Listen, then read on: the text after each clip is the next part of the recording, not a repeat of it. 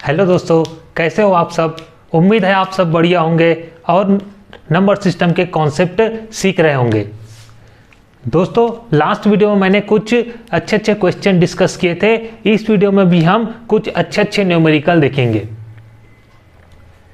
ये बहुत बढ़िया क्वेश्चन है जो कि कॉन्सेप्ट बिल्ड करता है।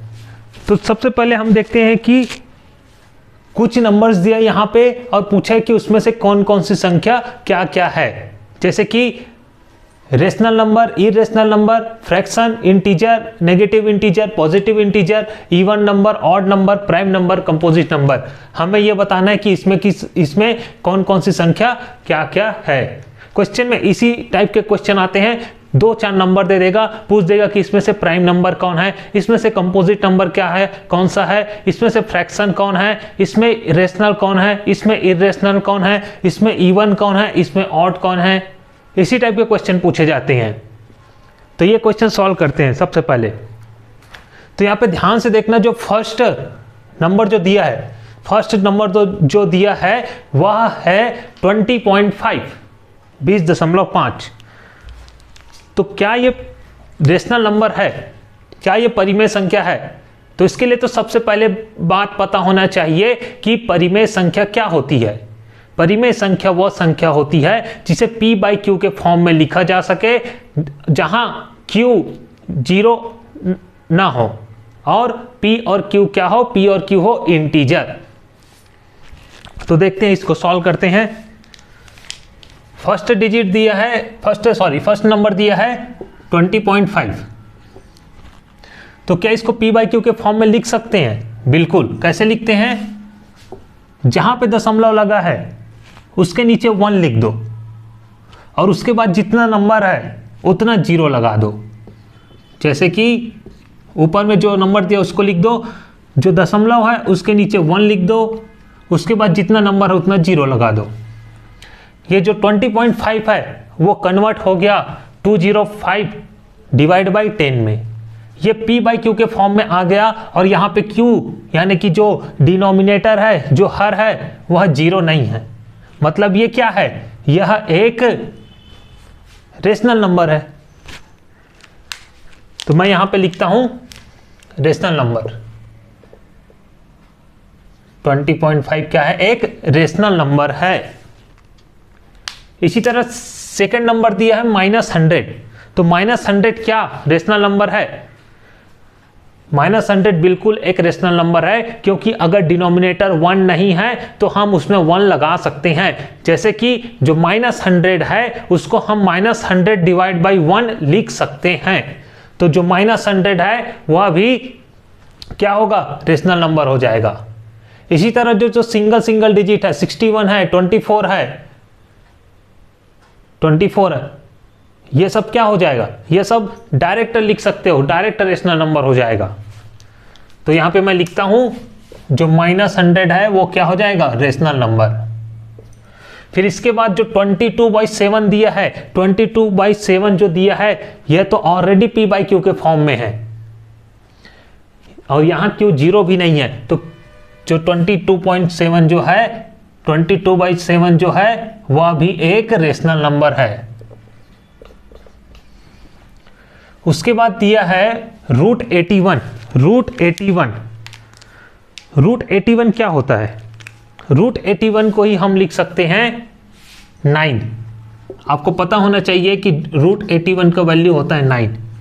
ये कैसे होता है? जो 81 होता है वो 9 का स्क्वायर होता है और जो रूट का वैल्यू होता है पावर में 1/2। तो क्या हो जाएगा? 9 की पावर 2 पूरे की पावर 1/2। जब ब्रैकेट को हटाओगे तो ये हो जाएगा 9 की पावर 2 इंटू 1/2। ये दोनों कैंसिल हो जाएगा, बचेगा 9। तो ये जो 81 दिया है इसको 9 भी लिख सकते हैं, इसको 9 भी लिखा जा सकता है। और 9 क्या है? 9 एक रेशनल नंबर है, तो 9 भी आ जाएगा। फिर उसके बाद दिया 2.90 को क्या p/q के फॉर्म में लिखा जा सकता है? 2.90 कुछ नहीं करना है, जहाँ पे दशमलव लगा है उसके नीचे 1 लगा देना है, और ये जो डिजिट है, जितना डिजिट है उतना 0 लगा देना है और दशमलव को हटा देना है। ये हो गया जो 2.90 है वो कन्वर्ट हो गया 290 डिवाइड बाई 100 में, जो कि p/q के फॉर्म में है। तो ये भी एक रेशनल नंबर है। फिर उसके बाद दिया 61 तो मैं अभी बताया 61 होगा ही, 24 रेशनल होगा ही। फिर उसके बाद दिया है √7 का वैल्यू क्या होता है,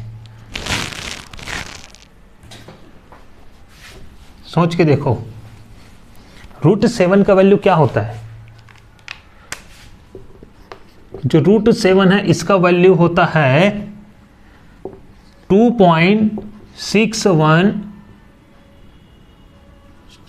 2.64 5751311 ऐसा चलता जाता है।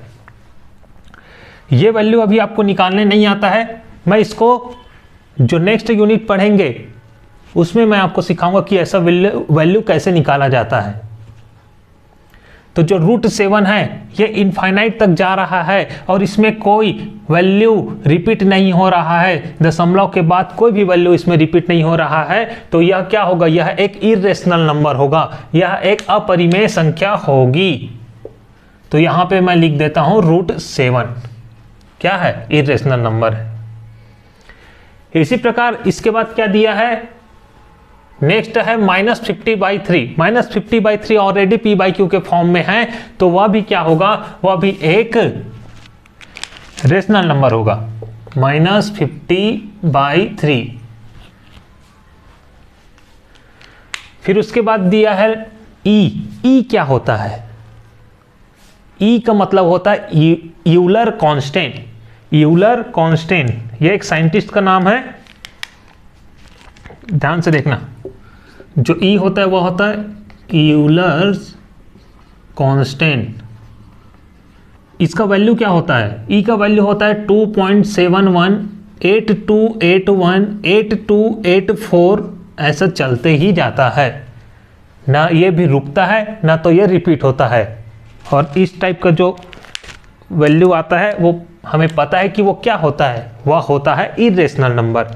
तो यहाँ पे जो ई है वह भी इरेशनल नंबर हो जाएगा। उसके बाद देखते हैं 11th दिया है 0.152 इनफाइनाइट तक। मतलब यहाँ पे जो 152 है वह रिपीट होते जा रहा है और हमें पता है कि इस टाइप के नंबर्स को कैसे लिखा जाता है। इसको लिखता हूँ 152 रिपीट हो रहा है इनफाइनाइट टाइम, तो इसको लिखा जा सकता है 0.125 का बार। इसको बोला जाता है बार, इसको बोला जाता है बार। अब इसको अगर कन्वर्ट करना है, इसको कन्वर्ट करना है रेशनल नंबर में, तो क्या करेंगे? पहले ये जो डिजिट दिया है, ये जो डिजिट दिया है 152, इसको लिख के जितने डिजिट में बार लगा है उतना 9 लगा देना है। ये हो जाएगा इसका p/q फॉर्म। और अगर p/q फॉर्म आ गया मतलब ये होगा रेशनल नंबर। तो जो 0.152 दिया है ये हो जाएगा रेशनल नंबर। लास्ट क्या दिया है? 12th दिया है 1.64375789। ये भी इनफाइनाइट तक जा रहा है और इसमें कोई रिपीटेशन नहीं है, इसलिए यह क्या होगा? यह इरेशनल नंबर होगा, अपरिमेय संख्या होगी। 1.64375789। यहाँ पे थोड़ा सा कंजेस्टेड हो गया है, लेकिन इसको इस तरीके से समझना कि जो रेशनल नंबर है उसको मैं ब्लू इंक से लिखा हूं और जो इरेशनल नंबर है उसको ग्रीन से लिखा हूं। इसको नोट डाउन कर लेना। फिर अब देखते हैं इसका नेक्स्ट पार्ट। इसमें नेक्स्ट क्या पूछा है? फ्रैक्शन और इंटीजर। तो फ्रैक्शन और इंटीजर होने के लिए सबसे पहली कंडीशन क्या है? फ्रैक्शन और इंटीजर होने के लिए सबसे बड़ी पहली कंडीशन है कि वह रेशनल नंबर होना चाहिए, वह परिमेय संख्या होनी चाहिए। तो हमें अब इरेशनल नंबर को देखने की जरूरत नहीं है, क्योंकि जो फ्रैक्शन है और जो इंटीजर है वह रेशनल नंबर से ही आएगा। तो अब चेक करते हैं फ्रैक्शन क्या है। जिसमें दशमलव लगा होता है, जिसमें दशमलव लगा होता है वह हो जाएगा फ्रैक्शन, और जिसमें नहीं लगा होता वह हो जाएगा इंटीजर। तो इसको लिखते जाते हैं। फ्रैक्शन क्या क्या आ जाएगा? फ्रैक्शन आ जाएगा 20.5। 20.5 एक फ्रैक्शन है। उसके बाद जो -100 है उसमें कोई दशमलव नहीं है, तो वो हो जाएगा इंटीजर। -100 जो है वह है इंटीजर। फिर 22/7, 22/7 को अगर सॉल्व करोगे तो ये भी डेसिमल में आएगा। आप देख सकते हो 22/7 3 टाइम्स जाएगा, यहाँ पे 21 आएगा, नीचे में बचेगा 1, यहाँ पे पॉइंट लगेगा, दशमलव लगेगा, इधर आएगा 0, फिर 1 टाइम्स जाएगा 7, फिर 3। तो यहाँ पे दशमलव आ गया, मतलब यह क्या होगा? यह फ्रैक्शन होगा। तो 22/7 जो है वह क्या हो जाएगा? वह फ्रैक्शन हो जाएगा, मतलब भिन्न हो जाएगा। फिर उसके बाद देखते हैं 9 में कोई दशमलव है क्या? नहीं है, तो यह होगा इंटीजर। उसके बाद क्या है? उसके बाद है 2.90, इसमें तो दशमलव लगा है, तो जो 2.90 है वह होगा फ्रैक्शन। उसके बाद है 61, 61 में कोई दशमलव नहीं है, यह है इंटीजर। उसके बाद 24 भी क्या है? इंटीजर। -50/3, -50/3 को भी आप सॉल्व करोगे तो आएगा -16.6666। तो ये क्या हो जाएगा? यह है फ्रैक्शन, -50/3। फिर है 0.152, 152, 152, इसमें तो डायरेक्टली दिख रहा है कि ये यहाँ पे दशमलव लगा है, तो वह क्या होगा? वह फ्रैक्शन ही होगा। 0.152, 152 so on।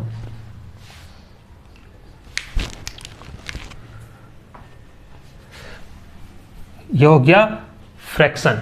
अब पूछा है कि नेगेटिव इंटीजर क्या होता है, पॉजिटिव इंटीजर क्या होगा इसमें से। तो नेगेटिव इंटीजर और पॉजिटिव इंटीजर होने के लिए तो पहले तो इंटीजर होना जरूरी है, तो हमें सिर्फ अब ये जो इंटीजर है इसमें देखना है। नेगेटिव इंटीजर क्या होता है? ऐसे इंटीजर जिसमें माइनस साइन लगा होता है, जिसमें जो ऋणात्मक होता है वह होता है नेगेटिव इंटीजर, और जिसमें कुछ नहीं लगा होता वह होता है पॉजिटिव इंटीजर, यानी कि धनात्मक पूर्णांक। तो यहां देखते जाते हैं इसमें क्या क्या है। यहां पे देखना, जो 100 है, 100 में माइनस साइन लगा है, मतलब ये क्या होगा? यह नेगेटिव इंटीजर होगा। उसके बाद क्या है? 9 है, 9 में कुछ नहीं लगा है, कुछ नहीं लगा है मतलब वह है प्लस, तो वह होगा पॉजिटिव। 61 में कुछ नहीं लगा है, पॉजिटिव है, 24 पॉजिटिव है, तो ये सभी हो जाएगी धनात्मक पूर्णांक। यहां पे एक चीज और याद रखना, मैं बताया था क्लास में कि जो धनात्मक पूर्णांक होता है उसी को बोला जाता है नेचुरल नंबर, यानी कि प्राकृतिक संख्या। क्यों बोला जाता है? क्योंकि नेचुरल नंबर का यूज कहां होता है? नेचुरल नंबर का यूज होता है काउंटिंग के लिए, काउंटिंग पर्पस के लिए यूज किया जाता है। और उसका वैल्यू क्या होता है? उसका वैल्यू होता है 1 2 3 सो ऑन से लेके इनफाइनाइट तक। जैसे कि मैं काउंट करूं कि इसमें टोटल क्वेश्चन 11 में टोटल कितना नंबर है, तो यहां पे टोटल 12 नंबर है, 12 नंबर है, तो 12 क्या है? 12 क्या है? एक नेचुरल नंबर है। मैं बोलूं कि बोर्ड में टोटल कितना क्वेश्चन है, तो यहां पे टोटल 5 क्वेश्चन है, 11, 12, 13, 14, 15, 1 2 3 4 5, टोटल 5 क्वेश्चन है। 5 क्या है? 5 एक नेचुरल नंबर है। इसलिए याद रखना कि जो नेचुरल नंबर होता है उसका यूज किया जाता है काउंटिंग पर्पस के लिए। फिर नेक्स्ट पूछा है कि इवन नंबर क्या होगा और ऑड नंबर क्या होगा। तो इवन और ऑड नंबर के लिए पहले तो पॉजिटिव इंटीजर होना चाहिए।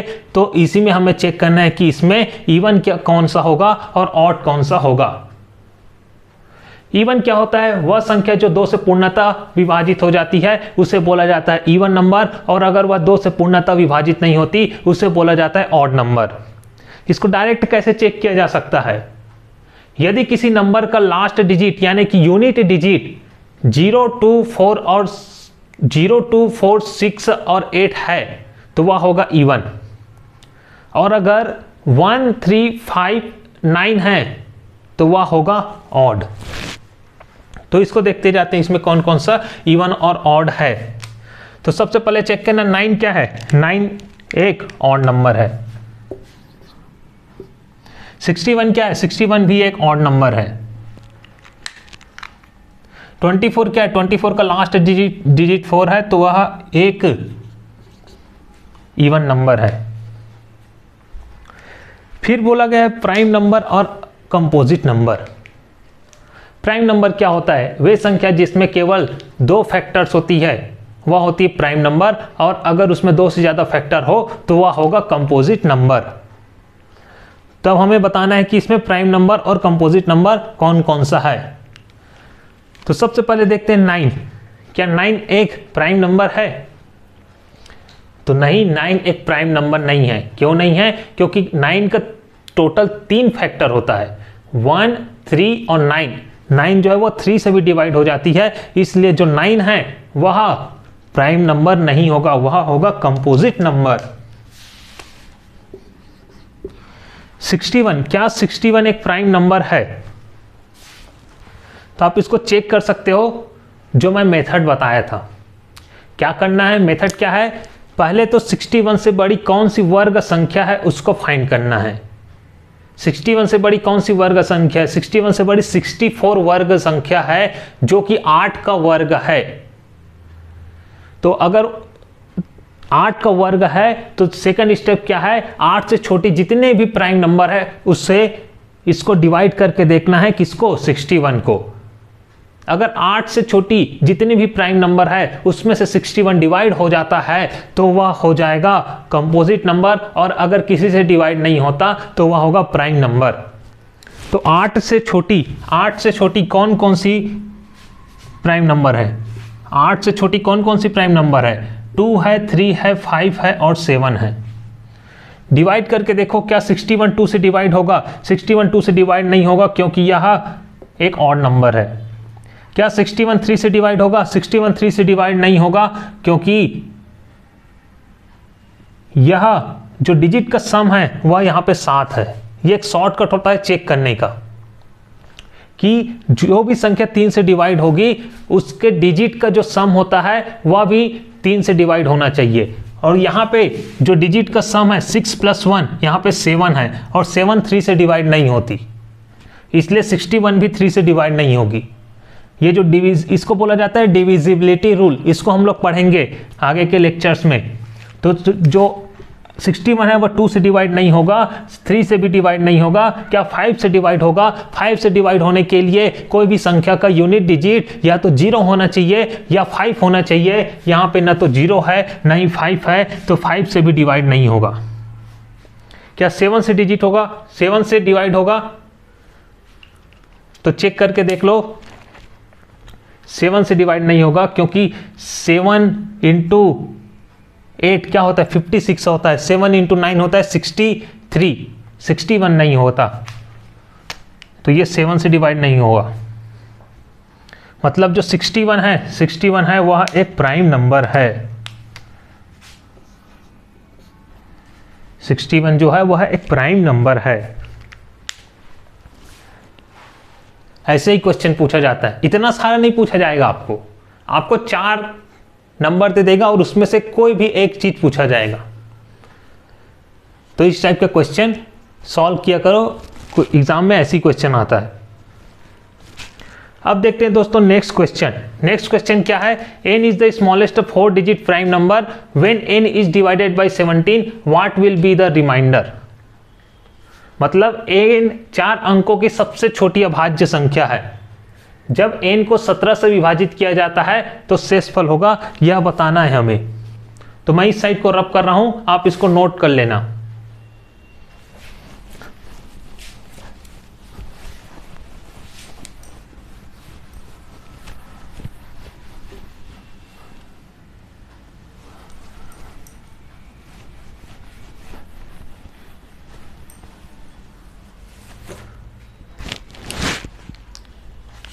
देखते हैं क्वेश्चन नंबर 12।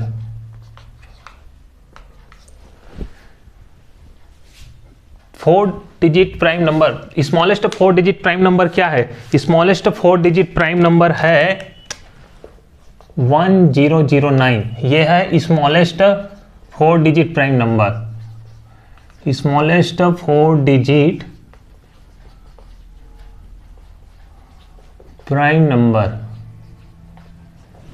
तो इसको बोला है 17 से डिवाइड करना है। तो जो 1009 है इसको 17 से डिवाइड कर लो और चेक कर लो क्या आता है। 17 है, 10 में तो जाएगा नहीं तो 100 लेना पड़ेगा। स्टार्टिंग के 3 डिजिट 17 इंटू 5 होता है 85, तो ये 5 टाइम जाएगा, यहाँ पे आ जाएगा 85। 100 माइनस 85 क्या हो जाएगा? 15 हो जाएगा। 9 को नीचे लेकर आओ। उसके बाद क्या होगा? 17 इंटू 6 होता है 102, 17 इंटू 7 होता है 119। क्या और चला जाएगा? फिर 17 इंटू 8 क्या होता है? 136। 17 इंटू 9 क्या होता है? 153। 17 इंटू 9 153, बचेगा 6। इसको माइनस करने से ये क्या है? इसी को ही तो बोला जाता है रिमाइंडर या शेषफल। तो क्या है आंसर? क्या है? 6। यहाँ पे देख लेना, जो ऑप्शन नंबर डी है ये करेक्ट हो जाएगा। ये हो गया क्वेश्चन नंबर 12। अब देखते हैं क्वेश्चन नंबर 13। क्वेश्चन नंबर 13 क्या है? Which one of the following rational number has non terminating and repeating decimal expansion. इसमें बताना है कि कौन सा परिमेय संख्या में आसान पुनरावृत्ति दशमलव है, मतलब नॉन टर्मिनेटिंग इनफाइनाइट तक जाना चाहिए और एंड रिपीटिंग बोला है और वो रिपीट होना चाहिए। तो इसको चेक करते हैं। इसको चेक करने के लिए एक ही मेथड इजी है और वो है सिंपली डिवाइड करके देख लो। जो भी नंबर दिया रहेगा उसको डिवाइड करके देख लो। चेक करते जाते हैं क्वेश्चन नंबर 13। फर्स्ट ऑप्शन दिया है 13 डिवाइड बाई 16। 13 डिवाइड बाई 16, तो इसको चेक करते हैं। 16 13, इस 16 13 से डिवाइड नहीं जाएगा तो यहाँ पे पॉइंट लगाना पड़ेगा। तो ये हो जाएगा 130। 130 उसके बाद क्या होगा? 16 कितने टाइम जाएगा?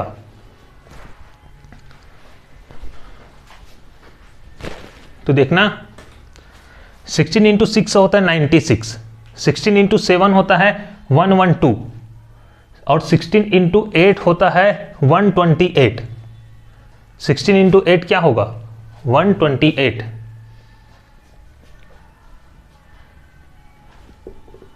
तो ये 8 टाइम जाएगा 128, ये नीचे में आ जाएगा 2। फिर यहाँ पे और 0 लगाओ, फिर ये 1 टाइम्स जाएगा 16, नीचे में आ जाएगा 4। फिर और 0 आए लगाओ, ये कितने टाइम जाएगा? 2 टाइम जाएगा 32 आ जाएगा, ये 8। फिर और 0 लगाओ, 16 इंटू 5 5 टाइम जाएगा। 16 इंटू 5 कितना होता है? 80। तो ये हो जाएगा 0। मतलब जो 13/16 होता है उसका वैल्यू क्या होगा? 0.8125। 0.8125। तो ये तो इनफाइनाइट तक नहीं जा रहा है, तो ये गलत ऑप्शन है, नॉन टर्मिनेटिंग नहीं है। इसी तरह चेक करना है ऑप्शन बी। ऑप्शन बी क्या दिया है? ऑप्शन बी दिया है 43 डिवाइड बाई 8। डिवाइड करो, 5 टाइम जाएगा 40, यहाँ पे आएगा 3, यहाँ पे पॉइंट लगेगा, इधर आएगा 0, फिर 3 टाइम जाएगा 24, बचेगा 6, फिर से 0 लगेगा, फिर 7 टाइम्स जाएगा 56, नीचे में 4 आएगा, फिर 0 लगेगा, एंड ये 5 टाइम जाएगा 40, ये आ जाएगा 0। मीन जो 43.8 है उसका वैल्यू क्या होता है 5.375, 5.375। ये भी इनफाइनाइट तक नहीं जा रहा है, मतलब ये भी गलत ऑप्शन है, ऑप्शन ए गलत है, ऑप्शन बी गलत है। थर्ड चेक करते हैं 25/6, 25/6 सी ऑप्शन, 25/6। तो इसको 6 से डिवाइड करते हैं, ये फर्स्ट 4 टाइम जाएगा 24, नीचे में 1 आएगा, यहाँ पे पॉइंट लगेगा, इधर 0 लगेगा, 6 है 10 है, 1 टाइम जाएगा 6 आएगा, इधर 4, फिर से 0 लगेगा, 0 लगेगा, ये 6 टाइम जाएगा, 6 इंटू 6 36, नीचे में आएगा 4, फिर से 0 लगेगा, 6 टाइम जाएगा, नीचे में फिर से आएगा 36, फिर बचेगा 4, फिर 0 लगेगा, 6 टाइम जाएगा, नीचे में बचेगा 36, फिर आएगा 4। ये ऐसे ही चलता रहेगा 6 6 6 6 6 6 इनफाइनाइट तक, इनफाइनाइट टाइम्स तक चलता रहेगा।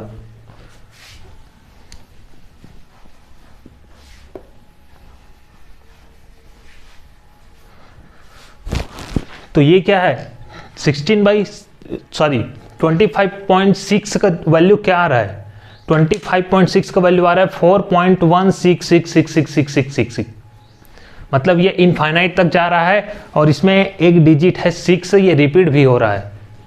तो जो आंसर है वो यही आ जाएगा 25/6, ये हो जाएगा क्वेश्चन नंबर 13।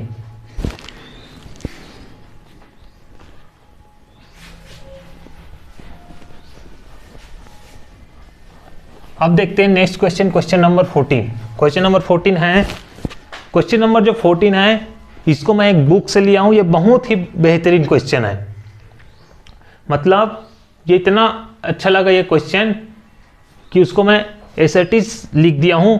इसको सॉल्व करते हैं। तो क्या बोला है, A B is a two digit prime number where A is not equal to B. A और बी 2 अंकों का एक अभाज्य संख्या है जहां ए और बी बराबर नहीं है। फिर उसके बाद बोला है if digit are reversed new number B A is also a prime number.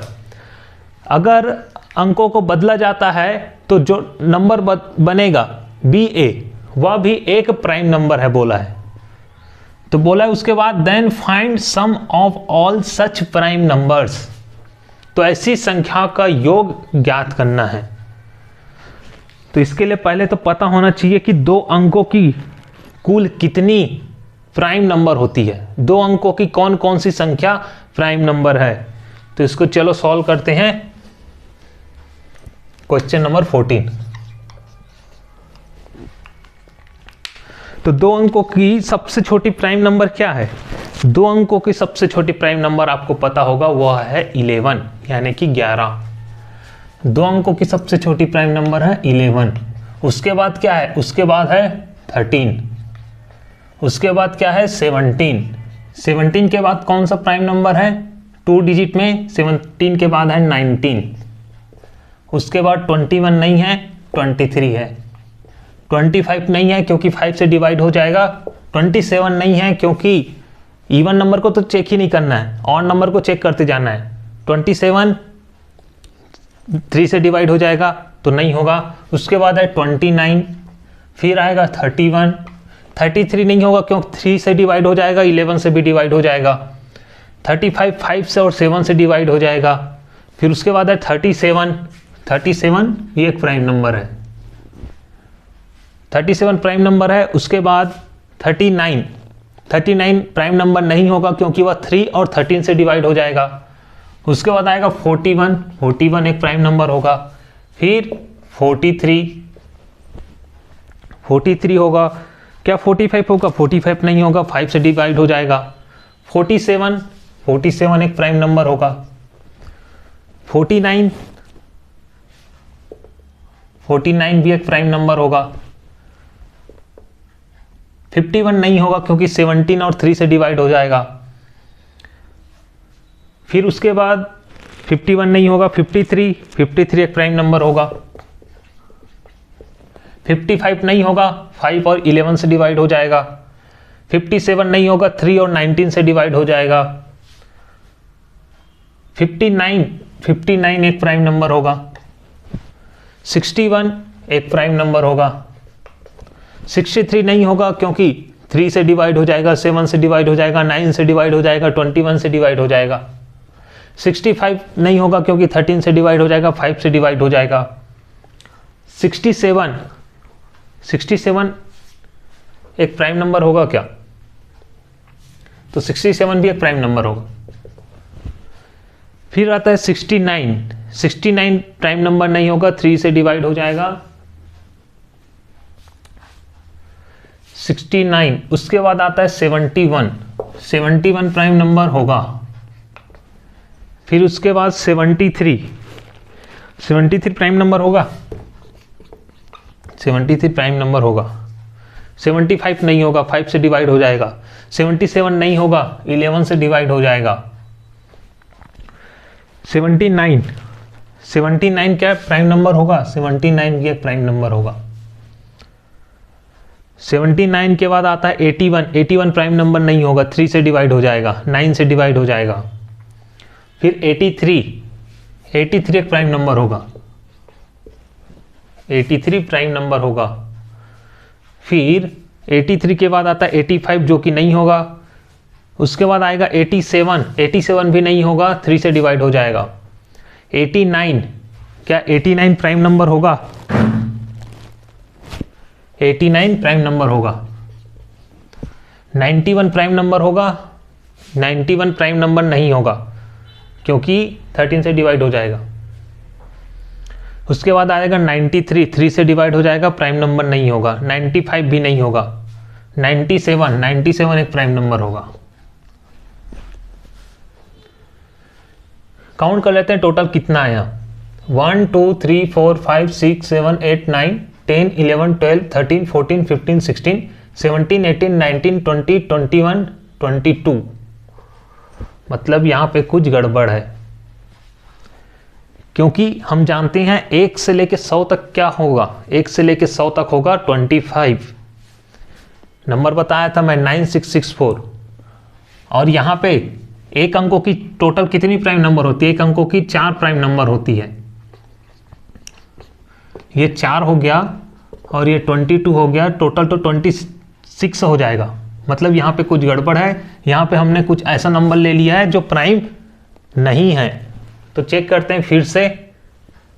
ये 49, 49 जो है वो 7 से डिवाइड हो जाएगा, तो ये जो प्राइम नंबर नहीं होगा 49। अब ये करेक्ट है। टोटल 21, 2 अंकों की टोटल कितनी प्राइम नंबर होती है? 2 अंकों की टोटल 21 प्राइम नंबर होती है। तो अब इसमें क्वेश्चन को ध्यान से पढ़ना, बहुत ही बढ़िया क्वेश्चन है। क्वेश्चन बोला है 2 अंक ए बी ई से 2 डिजिट प्राइम नंबर। तो जितना भी 2 डिजिट प्राइम नंबर होता है हमने लिख लिया। उसके बाद बोला है where A is not equal to B, A B के बराबर नहीं होना चाहिए। तो क्या इसमें कोई ऐसा संख्या है जिसमें दोनों डिजिट सेम है? तो चेक करते हैं। फर्स्ट ही नंबर देखना 11, 11 क्या है? दोनों डिजिट सेम है, 1 1 है, तो इसको हटा देना है, इसको हटा देना 11 को। फिर बोला if digit are reversed new number B A is also a prime number. Digit को रिवर्स करना है और नया नंबर भी इसमें होना चाहिए। तो चेक करते जाते हैं। 13, 13 को रिवर्स करने से क्या बनेगा? 1 और 3 है, इसको रिवर्स करेंगे तो क्या बनेगा? 3 और 1 31। तो क्या 31 भी एक प्राइम नंबर है? तो बिल्कुल 31 भी एक प्राइम नंबर है। मतलब ये दोनों संख्या यहाँ पे रहेगी। 17, 1 और 7, उसको अगर हम लोग रिवर्स करेंगे तो क्या बनेगा? 71 बनेगा। 7 और 1 तो 17 यहाँ पे है, 7 1 भी यहाँ पे है, मतलब ये भी संख्या रहेगी। 19 को रिवर्स करेंगे 1 और 9 को, तो क्या बनेगा 9 और 1 91। क्या 91 यहाँ पे है? 91 यहाँ पे नहीं है, तो इसको हटा देना है। फिर उसके बाद 23, क्या 23 का रिवर्स 32 भी यहाँ है, तो 32 यहाँ पे नहीं है, ये भी हट जाएगा। 29 का रिवर्स 92, ये भी नहीं है, हट जाएगा। 31 का रिवर्स 13 तो है ही। 37 का रिवर्स 73, ये भी है, ये भी है। मैं यहाँ पे मार्क कर देता हूँ जो है। 13 है, 31 है, 17 है, 71 है। 41 का रिवर्स 14, क्या है यहाँ पे? 14 यहाँ पे नहीं है, तो ये हट जाएगा। 43 का रिवर्स 34 है, यहाँ नहीं है, हट जाएगा। 47 का रिवर्स 74 नहीं है। 53 का रिवर्स 35 नहीं है। 59 का रिवर्स 95 नहीं है। 61 का रिवर्स 16 नहीं है। 67 का रिवर्स 76 नहीं है, ये दोनों का रिवर्स है। 79 का रिवर्स 97 है यहाँ पे, तो 97 भी रहेगा, 79 भी रहेगा। 83 का रिवर्स 38 नहीं है। 89 का रिवर्स 98 नहीं है। तो कौन कौन सी संख्या आई, कौन कौन सा नंबर आया जिसका रिवर्स इसमें अवेलेबल है, मतलब वो संख्या और उसका रिवर्स दोनों प्राइम नंबर है। तो देखते हैं 13, 17, 31, 37। इसमें क्या बोला है? लास्ट में सम निकालने बोला है, योगफल निकालने बोला है। तो इसको ऐड करते जाते हैं। 13 plus 17 plus 31 plus 37 plus 71 plus 73 plus 79 plus 97। इसको ऐड कर दो, आंसर आ जाएगा। इसको ऐड करते हैं, सबसे पहले यूनिट डिजिट को ऐड करते हैं। 3 plus 7 10 plus 1 11 plus 7 18 1 19 19 plus 3 22 22 plus 9 31 31 plus 7 31 plus 7 कितना होगा? 31 प्लस 7 होगा 38, तो यहाँ पे 8 आ जाएगा और 3 ऊपर में आ जाएगा। तब इसको ऐड करते हैं। 3 4 5 5 plus 3 8 8 plus 3 11 11 plus 7 18 18 plus 7 25 25 plus 7 32 32 plus 9 32 plus 9 41 मतलब 418। क्या 418 ऑप्शन में है? तो ये देखो, ये 418 418 ऑप्शन में है। तो ये जो क्वेश्चन है इसका आंसर हो जाएगा 418। ये बहुत ही अच्छा क्वेश्चन था, इसको नोट कर लेना और इसको राइट डाउन कर ही लेना। ये जो क्वेश्चन है उसको अपने नोट्स में लिख लेना है, ये अच्छा क्वेश्चन है। एक बात और याद रखना, जो हिंदी मीडियम से एग्ज़ाम देते हैं वो सिर्फ हिंदी का क्वेश्चन लिखना और ये सॉल्यूशन लिखना। जो इंग्लिश वाले वो इंग्लिश का लिखना, सॉल्यूशन लिखना। डबल लिखने से कोई मतलब नहीं है टाइम वेस्ट करने से। तो आप जिस मीडियम में भी एग्ज़ाम देने वाले हो सिर्फ उसी की पढ़ाई करें।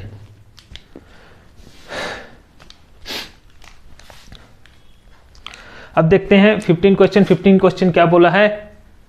X Y Z are prime numbers and X plus Y plus Z equal to 60। X Y Z 3 prime number है और जो तीनों का सम है वो 60 है। What is the maximum value of x? इसी टाइप के क्वेश्चन हम लोग पहले भी सॉल्व किए थे, उसमें आप एक कॉन्सेप्ट सीखे थे, उसी कॉन्सेप्ट को यहाँ लगाना है। क्या था वो? हम सीखे थे कि अगर किन्हीं 3 प्राइम नंबर का योग अगर सम है, इवन है, तो उसमें से जो एक संख्या होगी वह होगी 2, उसमें से एक डिजिट होगा 2। तो यहां भी देखो 3 प्राइम नंबर है, तीनों का योगफल दिया है 60 और 60 एक इवन नंबर है, मतलब इसमें से जो एक्स वाई जेड जो 3 नंबर है उसमें से जो एक नंबर होगा वह होगा 2। और पूछा है कि maximum value of X, maximum value of X. तो यहाँ पर लिख लेते हैं पहले X plus Y plus Z, equal to 60। हमें निकालना है x का मैक्सिमम वैल्यू। x का मैक्सिमम वैल्यू कब होगा? जब y और z मिनिमम होगा, y और z मिनिमम होगा। तो कुछ लोग ये सोच रहे होंगे x का मान, x का वैल्यू मैक्सिमम करना है, y z को मिनिमम करना है और तीनों का जो सम है वो 60 आना चाहिए, तो y और z को 0 0 कर देते हैं, x का मैक्सिमम वैल्यू आ जाएगा 60। ऐसी सोच रहे हो ना? तो अगर ऐसा सोच रहोगे तो गलत है। क्यों? क्योंकि ये जो x y z है वो ऐसे नॉर्मल नंबर नहीं है। ये नहीं बोला कि कोई भी नंबर होना चाहिए, ये बोला है कि x y z जो है वो प्राइम नंबर होना चाहिए, अभाज्य संख्या होनी चाहिए। तो यहाँ पे हम देखते हैं एक नंबर तो यहाँ पे 2 होगा, क्योंकि अभी बताया मैं क्यों होगा। तो सपोज कर लेते हैं कि जो z है वो 2 है, y को भी ले लेते हैं, दोनों में से एक नंबर को 2 लेना है, तो ये हो गया 2, एक नंबर 2 आ गया इसमें। x को मैक्सिमम करना है, तो अब एक 2 तो एक प्राइम नंबर हो गया। अब दूसरा सबसे छोटा प्राइम नंबर क्या है? 2 के बाद, 2 के बाद सबसे छोटा जो प्राइम नंबर है वह है 3। तो अब देखते हैं कि y का वैल्यू 3 रखेंगे तो क्या होगा। y का वैल्यू 3 रखेंगे तो क्या होगा?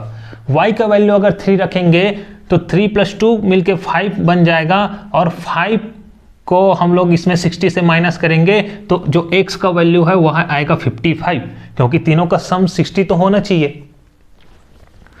तो अगर ये जो 3 और 2 रखेंगे तो x आएगा 55, लेकिन क्या जो 55 है वह प्राइम है? क्या 55 एक अभाज्य संख्या है? क्योंकि ये तीनों संख्या अभाज्य होना चाहिए, प्राइम होना चाहिए, ये क्वेश्चन ने बोला है। तो 55 एक प्राइम नंबर नहीं है, क्योंकि यह 5 से डिवाइड हो जाएगा, 11 से डिवाइड हो जाएगा, तो ये गलत है। अब देखते हैं कि 3 के बाद सबसे छोटी प्राइम नंबर क्या है। 3 के बाद सबसे छोटी प्राइम नंबर क्या है? 5। तो यहाँ पे y का वैल्यू 5 रखते हैं, y का वैल्यू 5 रखते हैं, y का वैल्यू 5 रखते हैं, z का वैल्यू 2 है, दोनों का सम होगा, मतलब दोनों का योग होगा 7, और 7 को अगर 60 से माइनस करेंगे, 60 - 7 क्या होगा? 53 होगा। 53 होगा मतलब z होगा 53। क्या 53 प्राइम है? तो जी हाँ, बिल्कुल 53 जो है वो प्राइम है, जस्ट अभी लिखा था यहाँ पे 53 एक प्राइम नंबर है। तो जो 3 डिजिट है, जो 3 डिजिट बोला है वह हो सकता है 2 हो सकता है, 5 हो सकता है और 13 हो सकता है, और ये दोनों मिनिमम है और ये मैक्सिमम है। तो जो मैक्सिमम डिजिट होगा वह होगा 53। ये आपका आंसर है, ये है answer 53, option C. Option C correct हो जाएगा। ये हो गया दोस्तों क्वेश्चन नंबर 15।